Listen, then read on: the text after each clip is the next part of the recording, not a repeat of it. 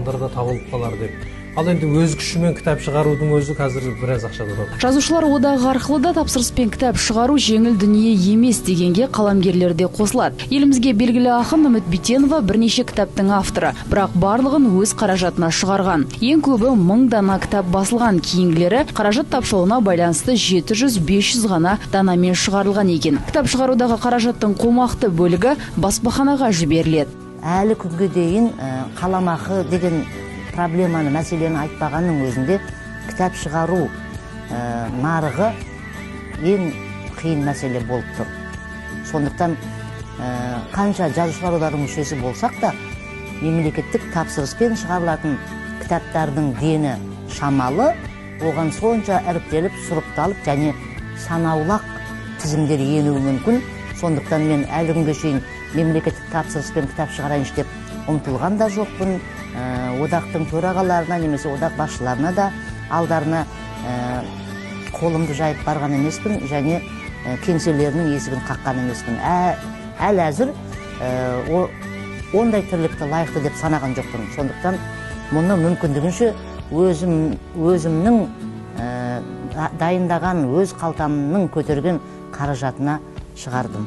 Соңғы шыққан балалықтан басталған атты кітабында Үміт Битенова өз қаражатына шығарды. Бірақ басылған 1000 дана өзін ақтай қояды деп ойламаймын дейді ақын. Кітаптарының көпшілігі кітапханаға таратылып, кейде тапсырыспен сатып алынады. Бір бөлігі дүкендерге де қалдырылған. Бірақ сатылымы әзірге жоғары емес. Дайын туындылардың таралуын білмек мақсатта біз де қаламыздағы Шерхан Мұртаза атындағы кітап үйіне бас сұққан едік. Бұл жерде мектеп оқушыларынан бастап шетел авторларына дейінгі түрлі жанрларды таба аласыз. Сатылым көбінде қыркүйек-қазан айларында жоғары, себебі білім ошақтары оқулықтарды жиі іздейді. Ал көркем әдебиетті жазға салым демалысқа шыққан студенттер жиі сатып алады екен. Тауардың 70%-ға жуығы қазақстандық авторға тиесілі.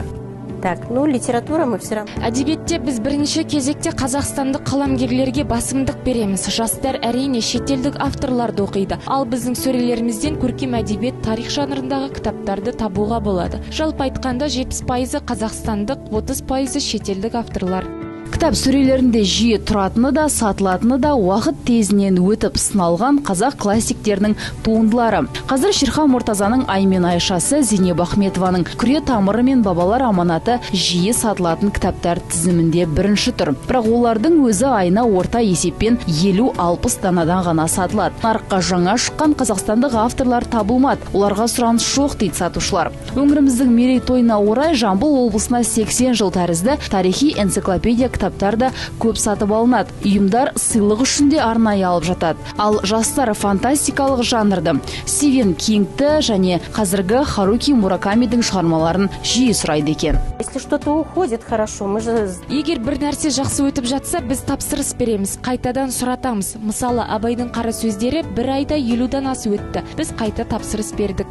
Жалпы кез келген кітап таралымы 10 000 данадан асқанда ғана өз-өзін ақтайды. Ал 100 000-мен шықса авторға да баспаға да пайда келеді. Бірақ оларды сатып өткізу оңай емес. Маркетингпен дос болып, жарнамамен жақсы жұмыс істеуіңіз керек. Біздің жазушыларымыз таза шығармашылықпен ғана айналысқысы келеді. Жазғаннан кейінгі өміріне немқұрайлы қарайды дейді мамандар. Ал шет елде автор өз шығармасының оқырманға жетуі үшін өзі жүгіретін кездерде аз емес. Ол жақта туынды мен авторын жарнамалап, оқырманмен жолықтыратын кітап агенттерінің жұмысы жетік жолға қойылған.